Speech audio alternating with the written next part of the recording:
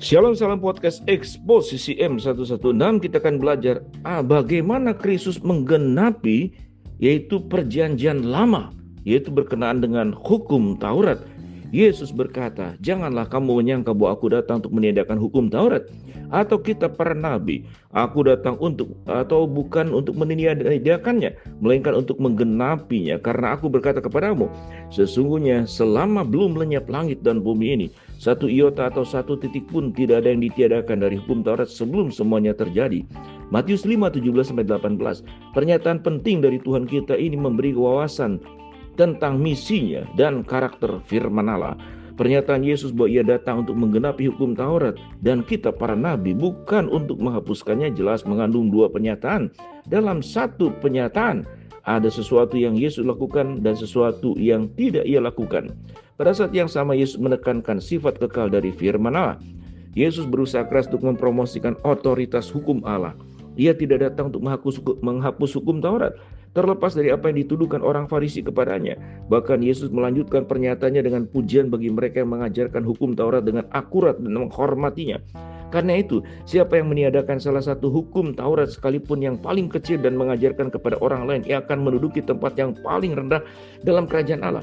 Tapi siapa yang melakukannya dan mengajarkan perintah-perintah hukum Taurat, ia akan menduduki tempat yang tinggi dalam kerajaan surga. Matius 5:19. Perhatikan kualitas yang Yesus berikan kepada firman Tuhan yang disebut sebagai hukum Taurat dan kitab para nabi. 1. Firman itu kekal dan bertahan lebih lama dari dunia alamiah. 2. Firman itu ditulis dengan dimaksudkan untuk digenapi. 3. Firman memiliki otoritas penuh, bahkan huruf terkecil pun ditetapkan. 4. Firman itu setia dan dapat dipercayai. Segala sesuatu yang dikatakannya akan digenapi. Tidak seorang pun yang mendengar perkataan Yesus dalam khotbah di bukit dapat meragukan komitmennya terhadap kitab suci. Pertimbangkan apa yang tidak Yesus lakukan dalam pelayanannya. Dalam Matius 5:17 Yesus berkata, ia tidak datang untuk menghapus hukum Taurat dan kitab para nabi. Dengan kata lain, Yesus bukanlah untuk membatalkan firman, membubarkannya atau membuatnya tidak berlaku. Kitab para nabi akan digenapi, hukum Taurat akan terus menggenapi tujuan yang diberikannya. Lihat Yesaya 55:10-11. Selanjutnya, pertimbangkan apa yang Yesus lakukan. Yesus berkata bahwa ia akan datang untuk menggenapi hukum Taurat dan kitab para nabi.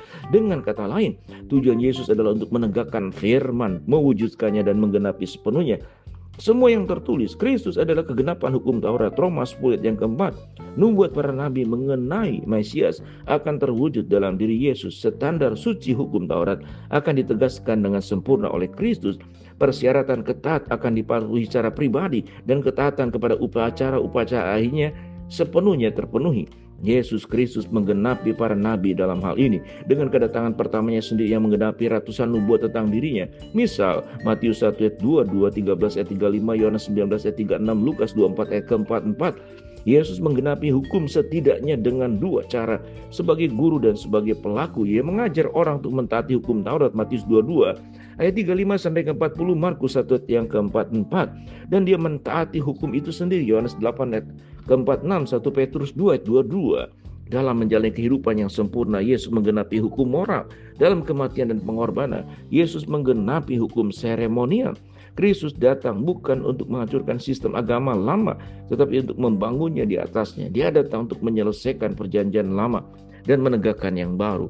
Yesus datang bukan untuk menghancurkan hukum dan para nabi, tetapi untuk menggenapinya. Sebenarnya upacara korban unsur-unsur di dalam perjanjian lama adalah hanyalah bayangan keselamatan yang akan datang dan bukan hakikatnya. Ibrani 10 ayat yang pertama. Kemah suci dan bait Allah adalah tempat-tempat kudus yang dibuat dengan tangan manusia, tetapi tidak pernah dimaksudkan untuk menjadi permanen. Tempat-tempat itu hanyalah salinan dari hal-hal yang benar. Ibrani 9 ayat 24. Hukum Taurat memiliki tanggal kadaluarsa yang sudah ditetapkan karena dipenuhi dengan peraturan-peraturan eksternal yang berlaku sampai waktu tatanan baru. Ibrani 9 ayat yang ke-10. Dalam penggenapannya terhadap hukum Taurat dan para nabi, Yesus memperoleh keselamatan kekal kita. Para imam tidak lagi dituntut untuk mempersembahkan korban dan memasuki tempat kudus. Ibrani 10 ayat 8-14. Yesus telah melakukannya itu untuk kita, sekali untuk selamanya. Oleh kasih karunia melalui iman, kita dibenarkan di hadapan Allah. Ia telah mengampuni segala dosa kita dengan penghapusan tuduhan terhadap kita tentang hutang yang telah dijatuhkan atas kita. Bahasa Indonesia mengatakan ia telah mengambilnya kembali, memakukannya pada kayu salib. Kolose 2 ayat 14. Ada beberapa orang yang berpendapat bahwa Yesus tidak menghapuskan hukum Taurat, maka hukum Taurat masih berlaku dan masih mengikat orang Kristen perjanjian baru. Tetapi Paulus dengan jelas menyatakan bahwa orang percaya dalam Kristus tidak lagi berada dalam hukum Taurat. Kita ditahan di bawah hukuman Taurat, dikurung sampai iman telah dinyatakan. Jadi hukum Taurat menjadi penuntun bagi kita sampai kepada Kristus yang datang, supaya kita dibenarkan karena iman.